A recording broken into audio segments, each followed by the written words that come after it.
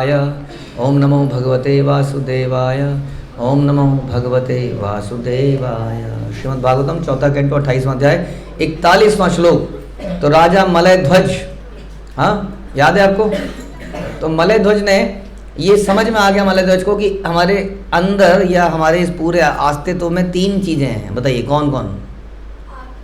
आत्मा, परमात्मा, देह, हाँ शरीर। ये तीन चीजें हैं। जो इसको पूरी तरह समझ गया और उसने अपने जीवन में उतार लिया, वो कौन है? वो ज्ञानी है, वो बुद्धिमान व्यक्ति है, ऐसा बता रहे हैं। ये उसके मलय ध्वज के समझ में अब आ गया। साक्षात् भगवतोत्तेन गुरुणा हरिणा नृप विशुद्ध ज्ञान दीपेन स्फुरता विश्वतोमुख। इस प्रकार राजा मलयध्वज को पूर्ण ज्ञान की प्राप्ति हुई, क्योंकि शुद्ध अवस्था में उसे साक्षात श्री भगवान ने उपदेश दिया था। ऐसे दिव्य ज्ञान के द्वारा प्रत्येक व्यक्ति को, वस्तु को सभी प्रकार से समझ सकता था। वो समझ गया कि सब चीज़ें क्या हैं, कैसे हैं। आप उसको बहुत सारा एक पर्टिकुलर चीज़ समझनी है, केमिकल समझना है तो केमिस्ट्री पढ़नी पड़ेगी, मुश्किल है। फिजिकल लॉज तो फिजिक्स पढ़नी पड़ेगी। उसके बाद ये पौधों के बारे में बॉटनी पढ़नी पड़ेगी। कितना कुछ समझ, तत्वों को समझने में कितना जीवन इनफ है हमारा। हाँ, एक लाइन के भी सारी चीज़ें नहीं पढ़ पाते हम। ये करें सारे सब कुछ समझ में आ जाएगा, सारा ज्ञान उसको समझ में आ जाएगा। हाँ समझ में आया? कई बार आप किसी चीज़ को बहुत क्लोज से देखते हैं ना, क्लोज से। हाँ, एक कंप्यूटर आप अपनी नोटबुक को देखिए, ऐसे जरा दिखती है आपको? थोड़ा डिस्टेंस नहीं, चीज़ों को हम थोड़ा दूर से देखते हैं, high level view, overall view, तब हमें समझ में आता है, अच्छा ये यहाँ है, ओ ये यहाँ है। अभी हम पढ़ते हैं भागवतम, वो जब हम क्या कहते हैं, भारत खंडे जम्बू द्वीपे, पंडित जी मंत्र बोलते हैं। कौन सा जम्बू द्वीप, कौन सा खंड, पता समझ नहीं आता क्या है। भागवतम पढ़ते हैं तो भी समझ नहीं आता, कहाँ है सुमेरु पर्वत, पता नहीं कहाँ है।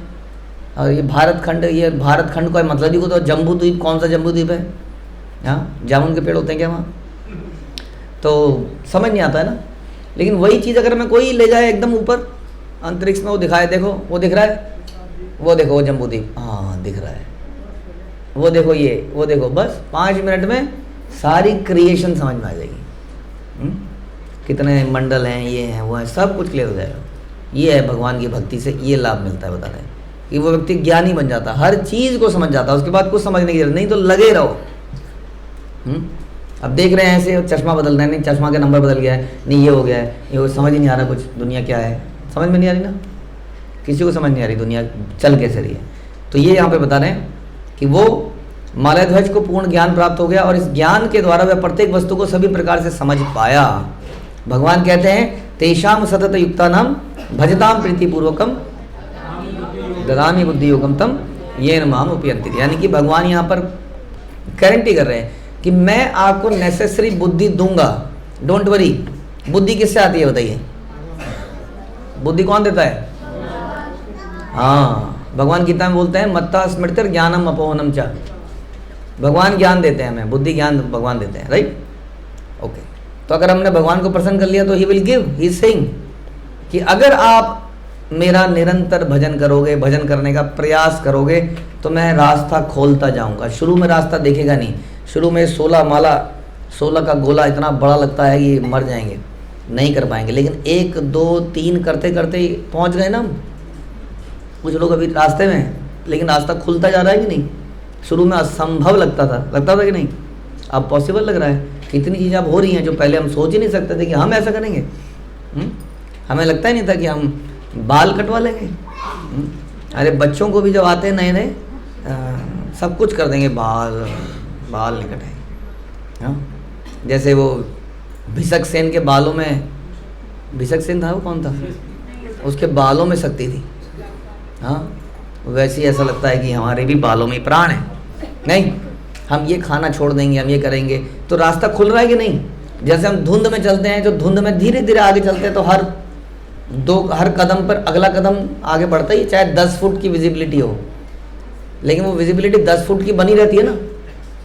लेकिन दूर से क्या लगता है, इसमें तो कैसे घुसेगा आदमी, तो जा ही नहीं सकता, दिख रहा है कुछ नहीं है आगे। लेकिन आप जाते जाओ तो आपको आगे क्लियर होता जाएगा। तो दिस इज भगवान बुद्धि देंगे। किसको देंगे ये बुद्धि? जो चलेगा ना, चलना तो पड़ेगा ना आपको। अब नहीं बहुत मुश्किल है, अरे बड़े कठिन नियम है आपके तो, अरे ये तो है, अरे चलिए तो सही, हम क्या मंगल ग्रह से थोड़ी टपके यहाँ पर, हम भी तो आपके जैसे ही हैं, अभी भी हैं, सारे काम करते ही करते आए, आप भी आ जाएंगे। इसलिए भगवान अपने भक्तों को कई बार ऐसी जगहों में डालते हैं कि देखिए ये वहाँ से आया, ये मुस्लिम फैमिली से आया, ये वहाँ से आया, ये वहाँ से आया, ये देखिए ये मलेच्छ था, ये था, ये कर सकता है तो आप क्यों नहीं कर सकते?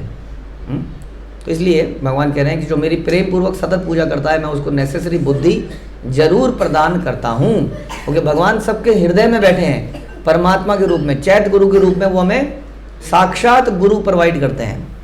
हाँ, क्योंकि गुरु हमें कृष्ण की कृपा से मिलते हैं, किंतु वे सिद्ध भक्तों को ही साक्षात आदेश देते हैं। प्रारंभ में जब भक्त अत्यंत निष्ठावान होता है तो भगवान उसके अंतःकरण से आदेश देते हैं। क्या लिखा प्रभुपाद ने? प्रारंभ में जब भक्त बड़ा निष्ठावान होता है, ये निष्ठा बाद में कहाँ चली जाती है? बाद में तो मेरा राइट है, मेरा अधिकार है, 5 साल दिए हैं मैंने यहाँ पर, कोई कहता मैंने 10 साल दिए, कोई मैंने 15 दिए हैं, हक बन जाता है वो उसको। हाँ, समय बिताने से वो कहता है मेरा हक हो गया। जैसे शादी भी आई थिंक 7 साल बाद कुछ तो है नियम, पता नहीं क्या नियम है वो, कुछ नियम है संसार में, टेन्योर के अनुसार, इतना समय बिता लोगे तो ऐसा हो जाएगा। तो ऐसी भक्त कुछ समय बिता लेता है तो उसको क्या लगता है अब मेरा अधिकार है, तो उसकी निष्ठा चली जाती है। शुरू में आता है तो सबको हरे कृष्ण हरे कृष्ण, उसको लगता है मैं पापी हूँ, ये सब संत हैं, और थोड़े दिन बाद उसको लगता है मैं ही संत हूँ, ये सब पापी हैं। मैं देख चुका हूँ, एक को अंदर से देख चुका हूँ क्या है कौन, सब समझता हूँ मैं, मेरा मुंह मत खुलवाओ अब, मैं सबको देख चुका हूँ क्या है, तो उसकी निष्ठा चली जाती है। प्रारंभ में जब वो निष्ठावान होता है तो भगवान अंदर से अंतःकरण से आदेश देते हैं कि गुरु के पास जाइए, वो देखो उनके पास जाइए, आप सुनिए उनसे, राग भक्ति को प्राप्त कर लेता है तो भगवान, और अगर वो ठीक से चलता रहे, गुरु के आदेशों का पालन करता रहे, माना, और निष्ठा को बना के रखे, 5 साल बाद भी, 10 साल बाद भी, 15 साल बाद भी, वो बेसिक्स को ना भूले। क्योंकि ऐसा होता है कि आपको केवल 20 साल तक माला करनी है, जब आप 20 साल पूरे कर लोगे तो आपको एक खुशखबरी देता हूँ, उसके बाद 16 माला मैंडेटरी नहीं है। 20 साल बाद भी हमेशा करनी पड़ेगी, हमेशा करनी पड़ेगी।